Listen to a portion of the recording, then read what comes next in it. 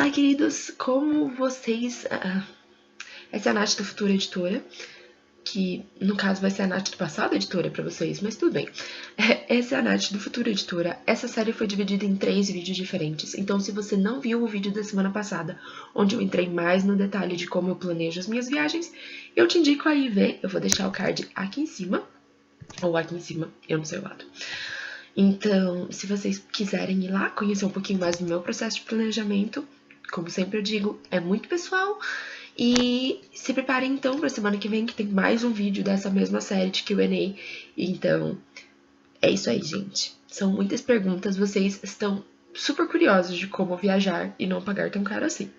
Então, é isso. Eu espero que vocês aproveitem o vídeo de hoje e tchau, até a semana que vem. Acho que eu já falei bastante sobre planejamento. Preço de passagem eu já falei pra vocês, então, que foi a Malu e a Ru também que perguntaram pra mim. Então, como funciona essa parte de preço de passagens? Como eu disse, não tem fórmula certo e errado. Existem alguns truques, então você escolher saídas durante a semana, então terça e quarta, se eu não me engano, são dias bons para saídas. E você comprar de madrugada, também reza a lenda que é um pouquinho mais barato. Sempre ficar de olho nas redes sociais, tipo, das companhias, porque de vez em quando tem saldão de passagens de madrugada e etc. Então isso também é legal de prestar atenção. Mas não tem fórmula. Não tem fórmula correta de como você vai conseguir o melhor preço da passagem. Como funcionam as escalas? Essa foi uma pergunta da Raquel, do Castelo de Livros. Ela vai fazer a primeira viagem internacional dela e ela queria entender um pouquinho mais das escalas. Então, o que eu digo pra você, Raquel? Escalas são uma coisa muito louca. Pra quem não entende ainda o conceito de escalas basicamente é quando uma viagem é muito longa pra ser feita de uma vez só, numa perna só, o avião tem que parar pra reabastecer, etc e tal, e você faz uma escala. Geralmente são várias as opções de escala que você pode fazer quando se trata de um destino final. Eu vou falar do Japão de novo porque é o que eu mais lembro as opções. Então, quando você vai pra Tóquio, você tem a opção de parar em Dubai, pela Emirates. Você tem a opção de parar no Qatar, pela, acho que é Air Qatar ou Qatar Airlines, não lembro mais. Você tem como parar em Londres, que foi o que eu fiz, pela British Airways. Você tem como parar em Los Angeles. Eu não lembro mais a companhia que faz essa perna, mas eu acho que é a United ou American Airlines, não lembro mais. E se eu não me engano tem outras opções. Tem, acho que como você parar na Holanda, eu acho que é uma opção, e em Paris eu acho que também é uma opção. Mas eu não me recordo mais. Eu lembro que essas primeiras quatro que eu falei, foram opções que eu considerei para minha viagem. Basicamente, então, você tem essas escalas. E as escalas, elas podem variar de quantidade de horas. Então, você pode ter uma escala de 1 hora e meia, 2 horas, 3 horas. Quando se trata de viagens internacionais, eu sempre falo, eu pelo menos defendo, que você faça escalas de no mínimo 2 horas, porque o avião pode atrasar no começo, e daí se você perder a escala é um pouquinho irritante, então eu jogaria no lado mais seguro, então colocaria escalas entre 2 a 4 horas, são tipo quantidade de horas ok, para escalas, ou você pode escolher escalas bastante longas e aproveitar a cidade onde você vai. Eu já fiz as duas opções nas minhas viagens e basicamente você tem que entender qual é que é o seu rolê. Por quê? O que acontece? Quando eu fui pro Japão, de novo, gente, eu vou sempre usar Japão e Suíça porque acho que foram as viagens mais longas que eu fiz e as viagens mais recentes que eu fiz. Então tudo bem. Japão, eu fui por Londres, então eu saí de São Paulo, fui até Londres, fiquei 4 horas, aproximadamente 4 horas e meia no aeroporto esperando a minha conexão e fui até Tóquio. Essa foi uma parada ok, eu jurava que tinham sido mais horas, eu fui confirmar minhas passagens, pra vocês terem uma ideia, eu fui confirmar as minhas passagens, porque eu tinha a impressão que eram 7 horas, mas não, foram 4 horas e meia, que é tipo uma quantidade bastante ok. É chato ficar no aeroporto. Meu Deus. A hora passa devagar. Como eu disse, pareciam muito mais horas do que isso. Mas é uma quantidade de horas segura pra você garantir que você não vai perder seu voo. Quando você tá falando de conexões com menos de 5 horas, é um pouco arriscado sair do aeroporto pra conhecer a cidade. No meu caso específico, em Londres, o aeroporto que eu parei é Heathrow. Heathrow, ele é distante da cidade, então não valeria a pena sair do aeroporto pra ir até a cidade, pra voltar pro aeroporto. A viagem pra Suíça, então, vocês, como eu disse, vocês têm todos os vídeos aqui no YouTube. Eu saí de São Paulo, eu fui até Toronto, fiquei aproximadamente 13 horas em Toronto, e de Toronto eu fui pra Zurique. Então, 13 horas dá suavemente pra você sair do aeroporto. Eu acho que a partir de 8 horas, dependendo da distância do aeroporto até a cidade, dá pra fazer. Dá pra sair do aeroporto e ir até a cidade, conhecer o centro da cidade e ir embora. Nossa, mas você vai conhecer a cidade inteira? Não, jamais. Você vai ter uma ideia de como é a cidade. Que foi o que aconteceu comigo em Toronto. Então eu fiquei 13 horas nessa escala. E eu fiquei, se eu não me engano, 4 horas na cidade. 4 ou 5 horas na cidade. Porque tinha um ticket especial, etc. Eu expliquei mais sobre isso no vlog de Toronto. E tem também a terceira opção, que em vez de uma escala longa, então eu cheguei, nessa escala eu cheguei 5 horas da manhã em Toronto, saí 6 horas da tarde. E tem as escalas com layover. O que é o layover? Você chega numa cidade, você dorme nessa cidade e você sai no dia seguinte. Tinha essa opção pro meu voo, por exemplo, pra Suíça, não, pro Japão, fazendo layover em Dubai. Geralmente você fica em layover até 24, 48 horas, depende do layover que você escolher. Então, escalas funcionam dessa maneira. Como eu disse, tem 3 faixas de escala, eu acho que até 4 ou 5 horas é um ok, mas você vai ficar dentro do aeroporto. A partir de umas 8 horas, dá tempo de você sair e aproveitar um pouquinho do centro, dependendo da distância do aeroporto e da cidade. E, obviamente, a partir do layover, você vai conhecer obrigatoriamente a cidade. Como eu decido o que eu vou levar na mala? Eu geralmente viajo com mala de mão. Por quê? Porque eu tenho preguiça de levar a mala grande. E, principalmente, vai depender do estilo de viagem que eu tô fazendo. A viagem do Japão, eu fiquei 20 dias no Japão, no verão, tá? No verão. Com uma mala de mão. Dentro das proporções novas, tá? Então tem isso também que eu vou falar um pouquinho mais pra frente. Como eu decido? Eu vejo sempre mais ou menos qual que é a temperatura média, então do local onde eu estou indo, no mês onde eu estou indo. Eu faço malas com geralmente uma semana de antecedência. Daria pra eu entrar no site de clima e tempo da vida pra ver como que vai estar a cidade quando eu chegar lá? Sim, daria. Meteorologia erra. Infelizmente a meteorologia não é perfeita. E pode ser que erre, e você não estava preparado por isso, porque a meteorologia falou que ia fazer um dia maravilhoso de sol. E você chega lá e tá chovendo. Porque durante um mês X, chove no local onde você vai, e por acaso você pegou um dia chuvoso. Então eu geralmente olho o mês inteiro. Eu entendo como o mês se comporta. Então, por exemplo, quando eu fui pro Japão, eu sabia que o Japão era extremamente quente em julho. Era tipo calores infernais em julho. Poderia chover em julho. Eu considerei essas duas coisas. É muito quente, eu vou pro mar e pode chover. Então, eu levei roupa pra esses 3 estilos de dia. Eu vou decidindo bem realmente no que o mês inteiro do local pode chegar. Quando você fala de Natália, é possível viajar com mala de mão no inverno? É possível? Há de ser? Nunca testei essa teoria, tá? Mas há de ser. Mas é um pouco mais difícil porque as roupas de inverno são mais volumosas e elas ocupam mais espaço dentro da tua mala. Quando eu fui pra Suíça, que eu ia enfrentar desde o clima mais quente até o clima mais frio, porque eu tava viajando pra 3 países diferentes, eu estava planejando subir no Jungfrau, como vocês viram. Eu levei uma mala um pouco maior, eu despachei a mala. E também eu ia fazer uma escala muito longa em Toronto. Então não faria o menor sentido eu levar uma mala de mão. Porque eu teria que descer com essa mala de mão em Toronto, pagar um locker em Toronto, pra poder passear em Toronto. Então, como não fazia o menor sentido eu fazer isso, eu resolvi despachar a bagagem. Não era uma mala gigante, tá, gente? Porque eu viajei muito de trem.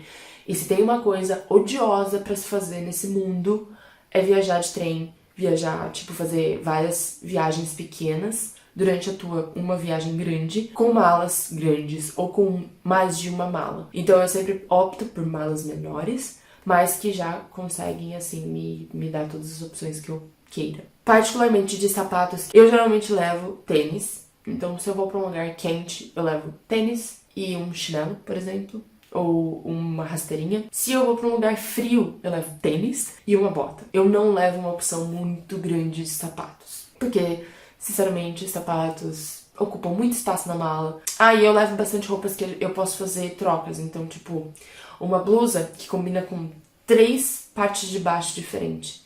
Ou uma parte de baixo diferente que combina com 5 blusinhas diferentes. Gente, você tá viajando, você não tá desfilando na Fashion Week. A não ser que você vá desfilar na Fashion Week. Ou se você seja blogueira de moda. Aí são outros 500, não é o meu estilo de viagem.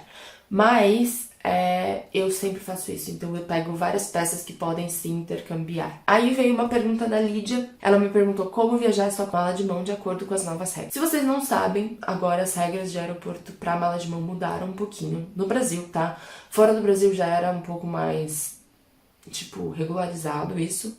E é bem parecido com a nova regra do Brasil.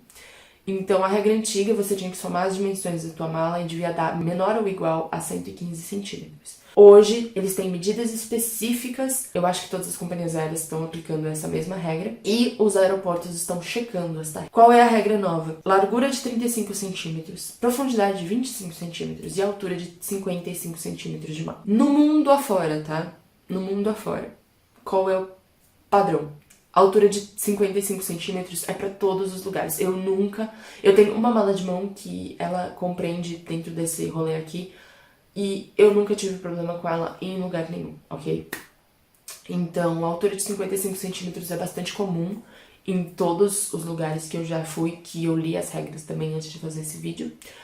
E daí vai variando um pouquinho a largura e a profundidade. Então, tem lugares que a largura 40 centímetros e a profundidade é 20 centímetros. Tem lugares que a profundidade é 30 centímetros. Não, mentira, acho que 25 centímetros é o máximo.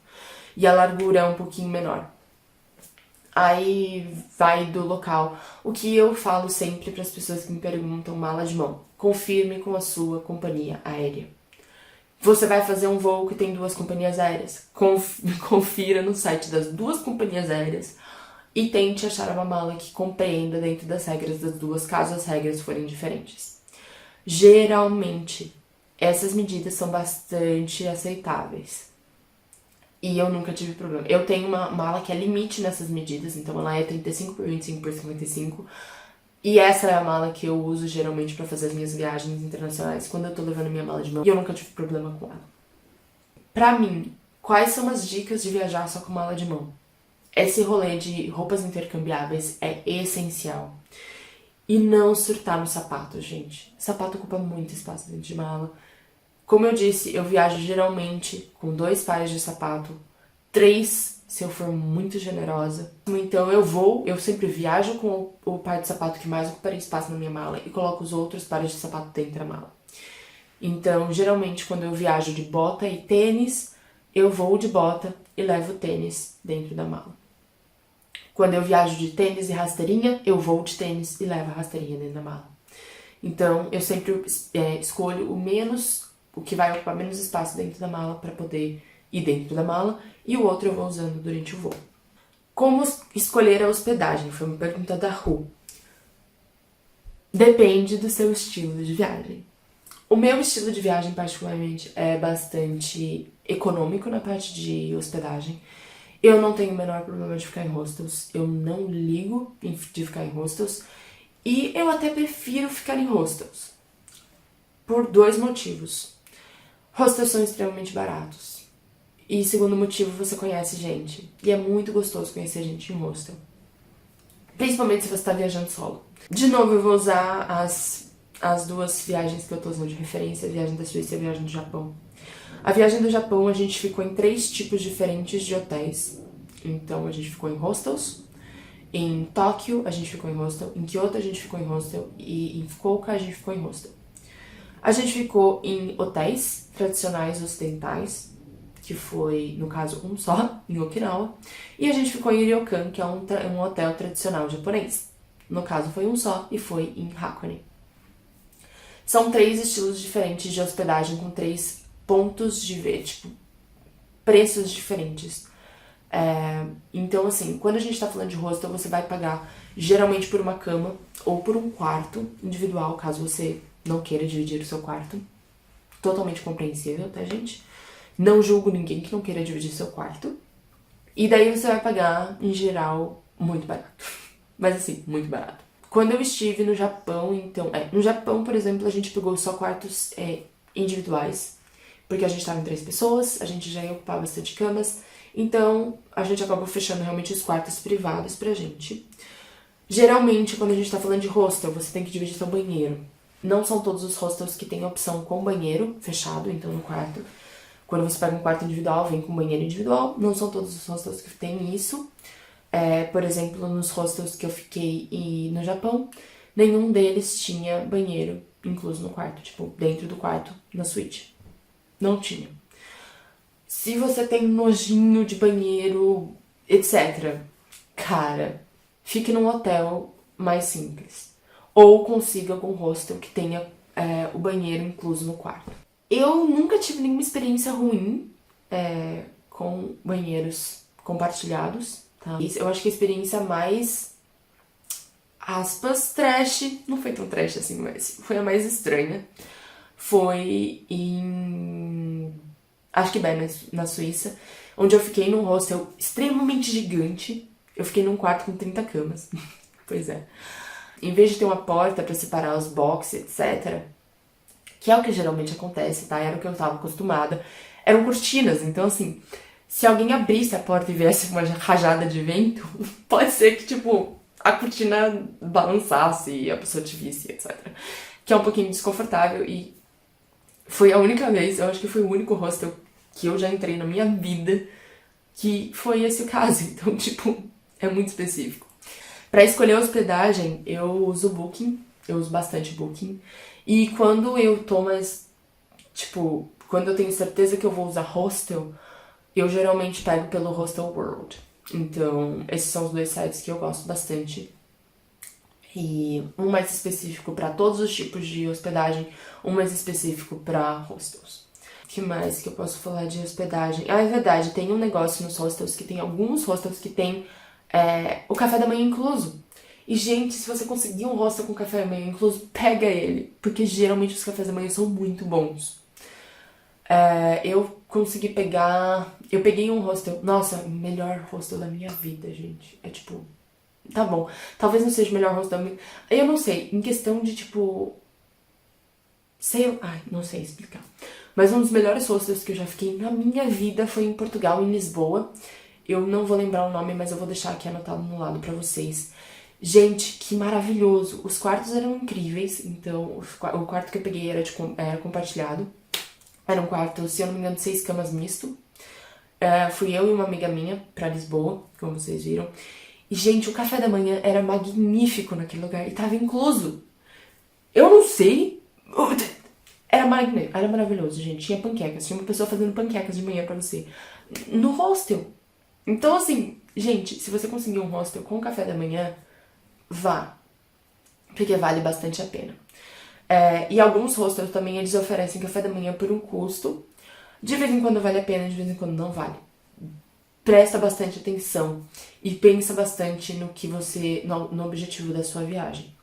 Eu lembro que quando eu fui, por exemplo, em Zurique, Zurique é um lugar que, se você achar um hostel que tenha café da manhã incluído no preço, e o preço não seja muito maior do que os outros, vale a pena pegar. Se você não quer, se você achou um hostel que é super barato, tipo, é estupidamente barato, e não é num lugar muito ruim, também tem essa, você pega esse hostel e depois vai comer, tipo, folheado por 50 centavos de franco. Pois é. Então tem essas opções, mas eu sou uma pessoa bastante... Eu tendo a escolher as coisas que são um pouquinho mais baratas, porque eu prefiro gastar em experiência e não em hospedagem, tá?